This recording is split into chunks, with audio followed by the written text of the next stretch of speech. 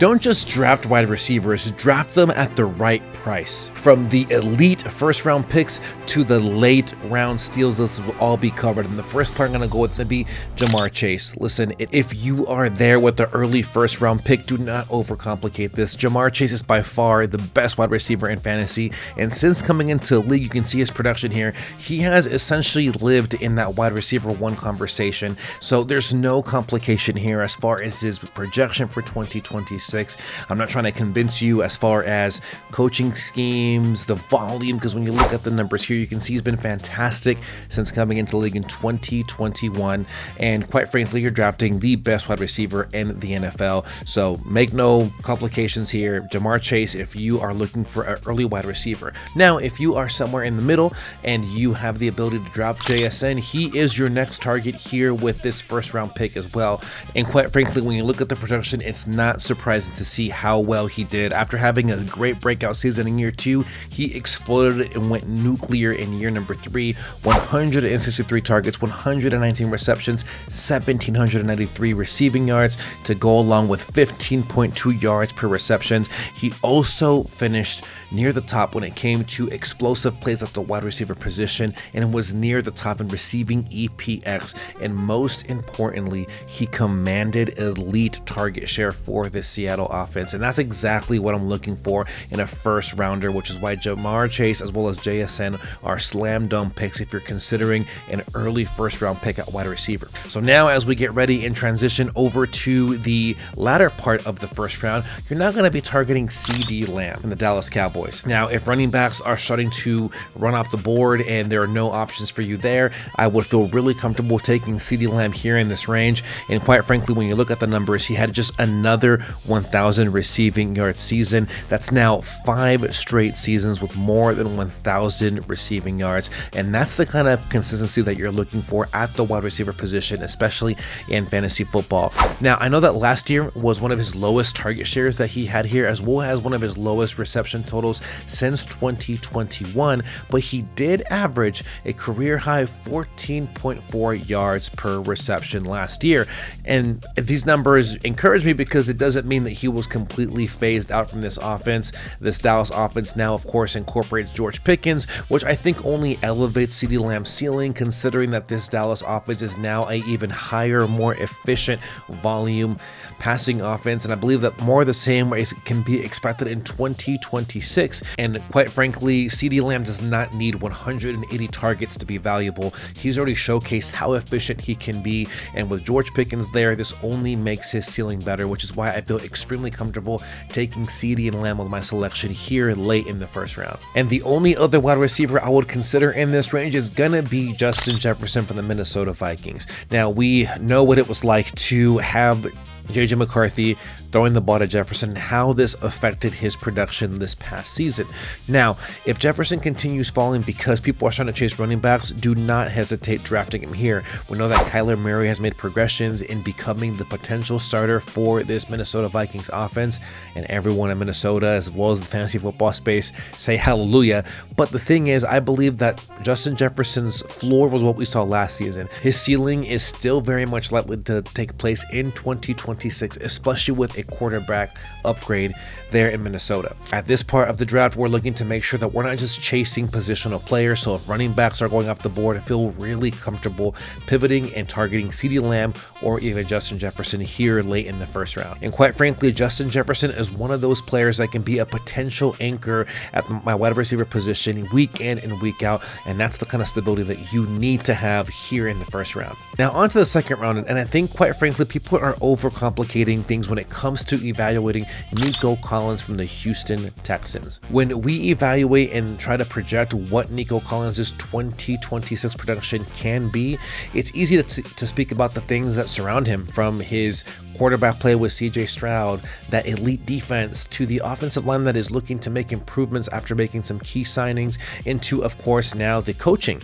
Now, the Texans did invest in David Montgomery to be their RB1, and I believe that will at least include some more stability stability for this offense. But you know what? I think all of these elements that I have mentioned, all of them matter, all of them have their place, but I think that there's something that matters to me more than anything else. It's just that Nico Collins has shown that he is the true alpha, the true wide receiver one within this offense, and I believe that we can expect more of the same, especially considering when we look at the production that he has showcased throughout his career here with the Texans. You can see right now he's coming off his third consecutive season with 1,000 receiving yards. He finished top of the league when it comes to explosive plays, and he was one of the better red zone targets as well when it comes to red zone target earners among the wide receiver position. And Houston, just like I've aforementioned, invested in that offensive line. They are also adding David Montgomery to help stabilize the running game, and of course you still have that same kind of continuity with Nick Caley coming back as the offensive coordinator for this Texans offense. Now, did this offense in Houston get drastically better? Absolutely. But when it comes to Nico Collins, he doesn't need some kind of resurgence. He just needs to continue doing what he's been doing, really, quite frankly, for the last 3 seasons. Someone that we can rely on, that can get a very strong target share, and someone that we know that can produce with explosive opportunities, which is why Nico Collins for me is easily one of my favorite targets here in round 2 at the wide receiver position. My other target here in the second round that I'll be looking at the wide receiver position is going to be Chris Olave, wide receiver from the New Orleans Saints. I gotta tell you, 2025 was one of my favorite seasons for Chris Olave because he came off a very injury-plagued 2024 season where he only was able to play in 8 games. 2025, he was available and he was productive for this New Orleans Saints offense under Kellen Moore as the new head coach. And when we look at the production here for Chris Olave, he was fantastic. As you can see here, he had a fantastic finish. He was the wide receiver 6 in all of fantasy, and not only are we encouraged with that strong wide receiver finish, but he also signed an extension. You can see here he signed a 4-year, $124 million contract with the Saints. And when we assess how successful he was with first-time head coach Kellen Moore, you can see here he was top 5 in targets, number 1 in deep targets. He was number 1 in air yards. All these metrics tell me one thing: this is not simply a wide receiver 2. This is someone that is a true wide receiver 1 for their respective offense, and someone that can more than return on their value, especially considering that this is a second round pick that you can feel really comfortable with. He gets you the volume, he gets you the deep targets, and he also gives you the air yards, and this is why I want Chris Olave easily in round 2 in 2026. Now, as we transition over to round 3, Devontae Smith by far is my favorite wide receiver in this range. And the reason why I love him is because I'm not asking him to be different than what he's been throughout his career. I'm just asking him to now capitalize on the opportunities that he missed this past year in 2025. Here, let me go ahead and show you what I'm talking about. Last season, he had 77 catches for 1,008 receiving yards and had 113 targets. And that was while playing under a alpha wide receiver in A.J. Brown. A.J. Brown is gone, but even last season when he was there, Smith still commanded a very healthy 24% target share and over 30% of Philadelphia's air yards that past season. Now, with A.J. Brown gone, this is obviously going to vacate and now make Devontae Smith the clear wide receiver 1 for this Eagles offense. This is where things get a little interesting because I know that we're talking about a player who's already put up multiple 1,000 receiving yard seasons and is now going to be the unquestioned wide receiver 1. And he only scored 4 touchdowns last season after scoring 7, 7, and 8 in the previous 3 years. So I'm potentially getting more targets, more first read opportunities, as well as more red zone opportunities. I'm not drafting Devontae Smith because I expect him to magically become more talented. He doesn't need to. I'm drafting an already proven wide receiver who finally has a path to be the true wide receiver 1 and capitalize on potential volume with those opportunities. And that's why he is an easy target for me here in the 3rd round in 2026. And now we get to Emeka Egbuka from the Tampa Bay Buccaneers. This is someone that I also love seeing here in the 3rd round. And the reason why I'm saying this is because I'm really expecting great things for him here in his sophomore season as a 2-year vet. Now, as a rookie, when we look at his production, he had 63 catches, 938 yards, 6 touchdowns, 127 targets. So that's really impressive for a rookie. But underneath that, I want you to take a look at this too. The opportunity was even bigger because he had more than 1,500 air yards.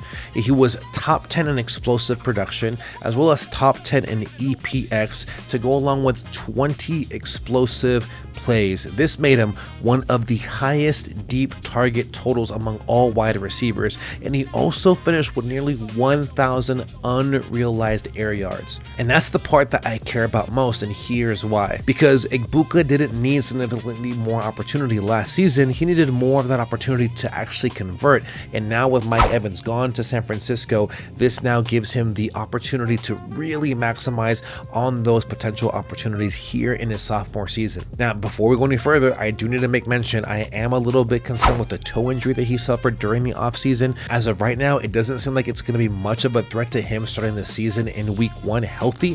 However, it is something that I would still want you to be very mindful of, because if the injury situation worsens, then we'll adjust. But if he's healthy, I'm definitely betting on a year 2 breakout for Emeka Egbuka in 2026. Now, as we transition around forward, Jalen Waddle easily becomes one of my favorite players to target, because not only are we excited for the change of scenery, but for a potential bounce back after what seemed to be a very promising start to his career. Now, last season wasn't something that wowed you when you looked at the box score when it came to Jalen Waddle. You can see here, 64 catches, 910 yards, 6 touchdowns, but the underlying numbers tell me a much more interesting story.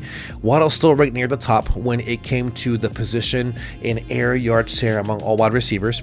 He was earning targets at a strong rate, his yards per route run remained efficient, and he continued creating explosive plays. Now, Denver goes out to make a huge investment to get him within that Sean Payton offense, and I think that all of this just means that he is definitely going to get usage, he's definitely going to get looks, and with this ADP being in the 4th round, this is something that you definitely cannot overlook. Now, again, I'm not drafting Jalen Waddle to all of a sudden expect Courtland Sutton to disappear. I don't need that.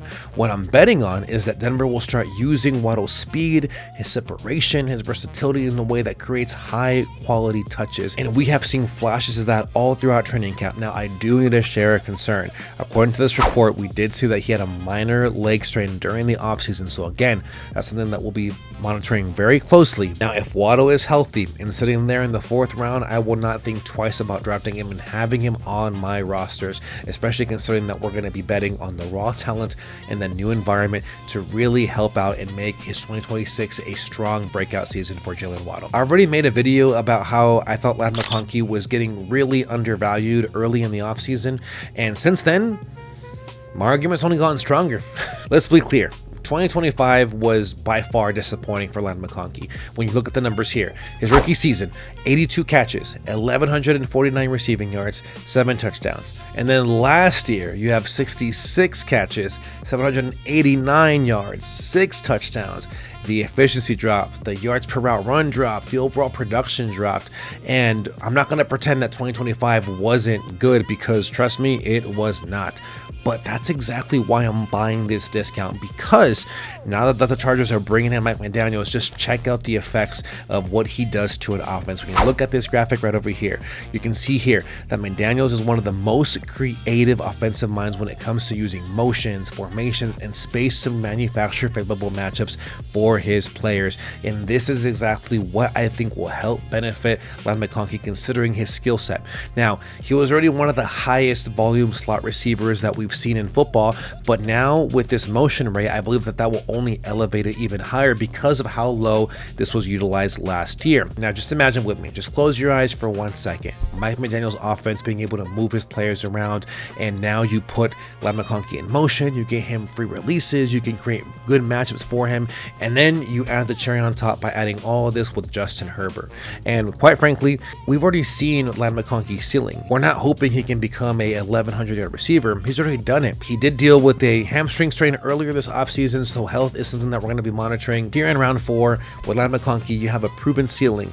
You have a Mike McDaniel's offense that will only favor his skill set, Justin Herbert throwing him the ball, and you have a depressed ADP because of the low year he had last season. I mean, sign me up. I think this has all the makings for a bounce back year 3, which is why I'm drafting him here in this range. Now, speaking of down years, DJ Moore had by far one of his worst of his career last season with Chicago. ago. And when we're looking at it here, you can see here 50 catches, 682 receiving yards, 6 touchdowns. And when you look at the efficiency, the target share, I mean, all this was not great whatsoever.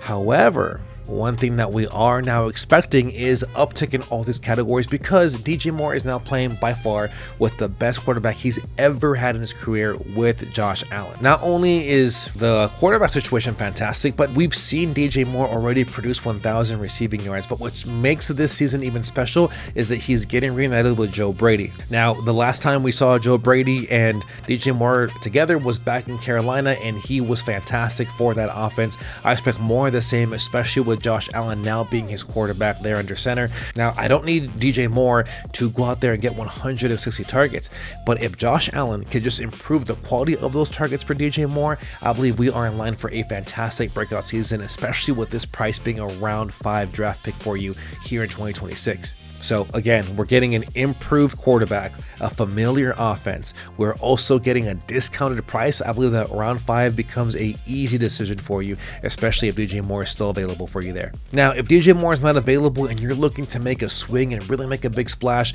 this is where I would consider drafting Carnell Tate from the Tennessee Titans. The big difference here, we know with Moore what we're going to be getting.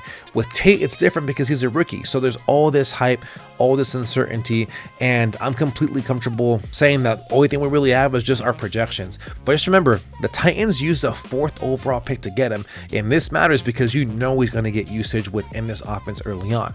Now, when we look at his final season here at Ohio State, he had 51 catches for 875 yards, 9 touchdowns, also averaged 17.2 yards per reception, and his production improved every single season in college. And when we look at his combine numbers, they were solid, but look, I'm not drafting him because of the receiving yards or the draft capital or even the opportunity. And more importantly, I'm not just betting on Tate, I'm actually betting on the entire Tennessee offense as a whole. And here's what I mean. Cam Ward is going to enter his 2nd season. You have Brian Daboll now running this offense, and the Titans are clearly trying to build around this young quarterback, and now they hand him the first receiver taken in the draft. Now, does this mean that Tate becomes the unquestioned wide receiver 1? We don't know, but that's the risk. And in round 5, what we're truly evaluating is a 21-year-old wide receiver that was a 4th overall draft selection to help be a weapon for a young up-and-coming quarterback in Cam Ward that also gets an improvement with their offensive scheme with Brian Daboll. I mean, this becomes an easy selection for me here in this range in round 5. Round 6 is where I'm now targeting and attacking the post-type receivers, and none fits this category better than Brian Thomas Jr. from the Jacksonville Jaguars. Now, when we compare the 2024 season and his sophomore season last year, I mean, huge discrepancy. As a rookie in 2024, he had 87 catches for 1,282 receiving yards, had 10 touchdowns. And then in 2025, we saw something entirely different. We saw only 707 receiving yards, only 2 receiving touchdowns. I mean, his efficiency fell off the cliff. He had 10 drops, so trust me, it was all bad in 2025. But the thing is, now you're probably asking, Ivan, why would you be drafting him again? Well, it's because the underlying opportunity didn't completely disappear. And what I mean by that is that we saw here, he had more than 1,300 air yards, a 14.5 yard average target depth, 23 deep targets, and more than 760 unrealized air yards, which means that Jacksonville was still trying to get him the ball down the field. However, they just weren't connecting. And again, reports were talking about how last season Brian Thomas Jr. was experiencing some injuries which affected his production. So you have a healthier Brian Thomas Jr., you have a 2nd season within this Liam Cohen offense, plus you have an emerging quarterback in Trevor Lawrence, and you also had the emergence of Parker Washington, and you had Jacoby Myers, and an emerging wide receiver room only benefits Brian Thomas Jr. because now you have defenses having to worry about covering multiple potential threats in that wide receiver room. And remember, we've already seen Brian Thomas Jr. be elite, and remember, he's 23 years old, and I'm not going to let a nightmare season like last year scare me off with someone that is there available in round 6 with so much post-hype upside. So give me the post-hype discount all day when it comes to Brian Thomas Jr. here in round 6. Now I have another post-hype wide receiver I'm going to be targeting here, and that's going to be Rome Odunze from the Chicago Bears. I think the fantasy community is really excited, and rightfully so, about guys like Luther Burden and Colston Loveland. These are the guys that really produced well to close out the season last year in 2025, and I get it, both Burden and Loveland are exciting, but I'm also more so focused on the discount that we're getting with Rome Odunze, because when you look at it right here, he only played in 12 games. Now he did have a foot injury that he was dealing with, but he still saw 90 targets. He had a 7.5 targets per game average, roughly had a 24% target share, and also had a 36% air yard share to go along with 23 deep targets.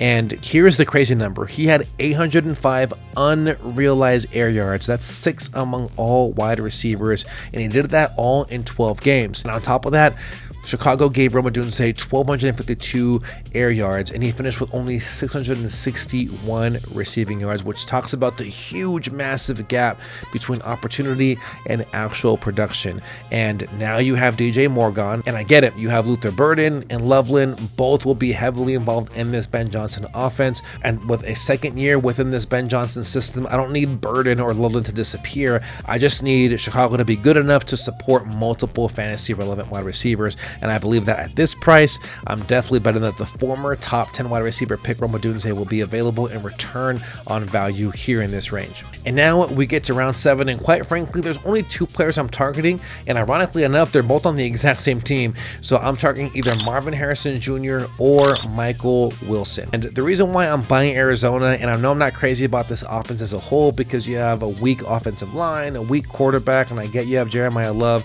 but I believe that because Marvin Harrison hasn't lived up to the value and to the projections that he has had on him in his first 2 seasons, I believe that this range is more apropos for where you should be getting him, because he's only going to cost you a round 7 pick. And by this part of the draft, you already have established elite options either at the running back position or wide receivers locked into your roster. So for me, Marvin Harrison becomes a very fair price prospect within this range. Now, when it comes to looking at what Marvin Harrison Jr. dealt with last year, he obviously was plagued with injuries. He didn't deliver the superstar production that we were expecting in 2025, but the upside is he's still young, he's still talented, and still commands meaningful downfield opportunities. And now you get a new offensive structure under Mike LaFleur. The beautiful thing about this is that I'm not having to draft Marvin Harrison Jr.'s name. I'm now actually paying his actual price. And then, of course, you have Michael Wilson. Last year, quietly had 126 targets, 78 catches,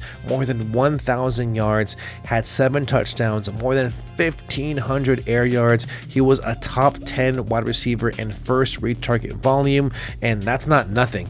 Wilson's late season production was especially strong. So I'm not trying to force myself to predict which Arizona receiver becomes the definitive alpha. At this point of the draft, I'm taking exposure to both. Harrison gives me the pedigree and the ceiling. Wilson gives me the proven volume at a much cheaper price, which is why I love getting them here in this range. And as we wind down, here's some rapid fire wide receivers that I'm targeting in these ranges and why you should get them on your rosters as well. The ADP could be different depending on the platform, but if these guys are available within these ranges, feel comfortable adding them to your rosters. The first one is going to be Josh Downs from the Indianapolis Colts. Now, round 8, I believe, is where you're actually seeing a very likely scenario that you'll see Josh Downs available. I think that he is one of the best bets here in this range, because when you look at last year's box score, it wasn't all that impressive. He had 58 catches, 566 yards, 4 touchdowns, but the target earning ability remained quite interesting because he had a strong target rate, had a heavy slot usage, and he had meaningful red zone opportunities. Now you have Michael Pittman gone, which creates more opportunity for him. Now, Indianapolis did also just recently bring in Keenan Allen, so I'm not doing the lazy fantasy analysis by telling you, hey, with Pittman now gone, Downs gets all those targets, because this is not how it works. There's still going to be some competition, but there's no longer a premium price attached to Downs. And again, we're buying a player who's already shown the ability to earn targets in an offense where the pecking order has changed slightly. And with most of these players, we are also monitoring injuries, and he recently did suffer a groin injury that they are closely monitoring there in Indianapolis. But if he's healthy and he's available, definitely go ahead and get him because I do like this price here at round 8 for Josh Downs. And ironically, we're talking about Michael Pittman Jr. here in this range as well. And the reason why I like him is because last season, you can see here, 80 catches, 784 yards to go along with 7 touchdowns and 111 total targets. Now you have him with Pittsburgh pairing them up with DK Metcalf, and I actually like Pittman better in this offense than I do Metcalf because I believe that he doesn't need to carry this passing offense to be effective. Now Metcalf is going to garner most of the defensive attention when it comes to how this Pittsburgh Steelers offense lines up, but I believe that Pittman can work underneath and really benefit from getting those intermediate targets from Aaron Rodgers, which will help move the chains and actually give him more opportunities there in the red zone. And this is where he flourishes. He is also dealing with a hamstring issue, so be sure to definitely monitor that. However, at this cost, I'm not drafting him to be a top 5 wide receiver. I'm just drafting him for volume and for someone that can really capitalize on catches and of course touch on opportunities there with Pittsburgh. And this is a perfect fit if you're looking to get him in this round 8 range. Now, someone that almost did virtually nothing for you last year was Matthew Golden. I mean, all the hype becoming the first wide receiver drafted in the first round for the Packers in nearly 2 decades, and quite frankly, it was bad. I mean, look here, 29 catches, 361 yards, 0 touchdowns. That is not good.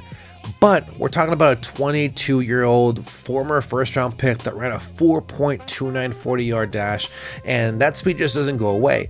Now, when I'm evaluating and looking at Green Bay's receiver room, it has changed. Now, some targets have opened up, and Golden has now another full season with Jordan Love, and now we're no longer paying that rookie hype tax. That's the difference.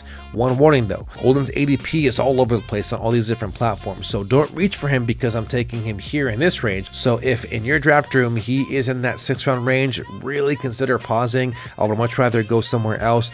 But if he's available later than the 8th round, 9th round range, I feel very comfortable taking the swing on a potential bounce back year in year 2 for Matthew Golden. Another target that could be available also for you in this range is going to be Wan'Dale Robinson from the Tennessee Titans. This may be one of the more boring fantasy selections for your wide receiver room, but this is exactly why I like him, because look at it here. Last season, 140 targets, 92 receptions, more than 1,000 receiving yards, garnering a wide receiver 14 level fantasy production for him last year. And somehow people still don't care. And now he goes to Tennessee Titans where he gets reunited with Brian Daboll, and you can have Carnell Tate be the alpha where you can then have Wan'Dale Robinson get all the underneath work. So he gets all the slot work, all the easy completions, and this ultimately gets you a wide receiver who's already demonstrated that he can absorb massive volume. So at this part of the draft, you don't need some player to be exciting because sometimes boring catches end up winning your fantasy matchups. And now at this part of the draft, we're in round 10 and beyond.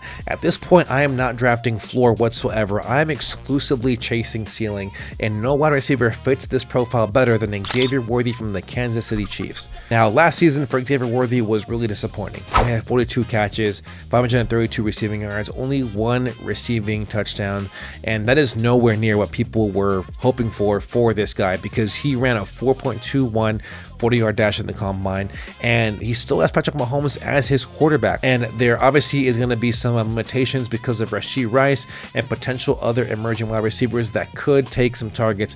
However, at this point, I'm just looking for high upside, and I believe that Xavier Worthy, because of his athletic profile, definitely provides that home run ability that can make all the difference for your matchups at the wide receiver position. Because again, I'm drafting him because if Mahomes and Worthy finally connect consistently down the field, the upside at this part of the draft could be massive. In round 10, this is exactly where I'm willing to make this risk and take that bet in 2026. And one little caveat, Xavier Worthy is dealing with a shoulder injury, so stayed very close to that. But if I expect all things to work well and I finally see those down the field connections with Mahomes work out, we're talking about a massive home run wide receiver that is available late in your drafts. And now we get to my final wide receiver, which is going to be Dezon Strickland from the San Francisco 49ers. When we assess and look at his profile, we're looking at a 6'2", 207-pound, 4.3 40-yard dash wide receiver that has elite speed, that was drafted 33rd overall. And then when you look at his college production here in his final season,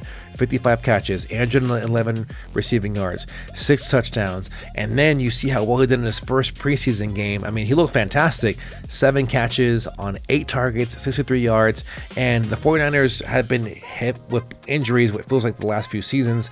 You obviously hear that Ricky Pearsall is going to be out for the year. They bring in Deebo Samuel, but outside of George Kittle and CMC, there really isn't anyone there in that room that has a solidified role that will make you feel that Stripling cannot be involved in this offense whatsoever. Now, at this point of the draft, the reason why I'm targeting him is because of the athletic profile, the potential opportunity, and quite frankly, at this point of the draft, you're just looking for home run hitters that can really return on value, especially considering that the cost is so low to draft them on your roster. So that's my entire wide receiver board and who you should be targeting with in every single round. But one thing I need you to remember is that every single league is different. So I'm just giving you a blueprint of what I'm looking for, and quite frankly, it is a value at every single round. So be very mindful of monitoring the injuries, monitoring how these players may be changing in pricing as the drafts get closer and closer towards late August and early September. And the main thing I want you to get out of this video is why I'm targeting each of these players in these ranges. So again, quick recap. If we're looking for elite production,